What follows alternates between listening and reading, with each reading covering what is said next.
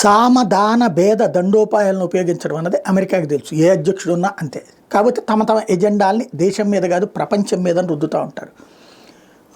Biden ప్రభుత్వం వచ్చి Ukraine రష్యాల మధ్యన చిచ్చు పెట్టి ప్రపంచం మీద యుద్ధాన్ని రుద్దింది. ఇప్పుడు ప్రపంచం మీద యుద్ధాన్ని తీసేసేటటువంటిది, ఉక్రెయిన్ మీద శాంతిని రుద్దుతున్నటువంటిది ట్రంప్ సర్కార్. తాజాగా నాటోలో సభ్యత్వం ఇచ్చే నేను రాజీనామా చేయమంటే చేసేస్తానని ప్రకటించినటువంటి జెలెన్స్కీ ఇప్పుడు తాజాగా ఏమంటాడు, కొత్త స్టేట్మెంట్లు ఇచ్చుకొస్తున్నాడు. ఒకటి, అమెరికా ఇచ్చిన డబ్బులు ఎక్కడికి పోయినాయో తెలియదు అంటాడు.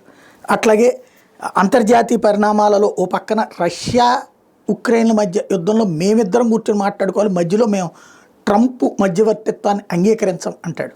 అంటే ట్రంప్ మాటలు నేను పట్టించుకోను అంటాడు. What next? ట్రంప్ ఏం చేస్తాడు ఇప్పుడు?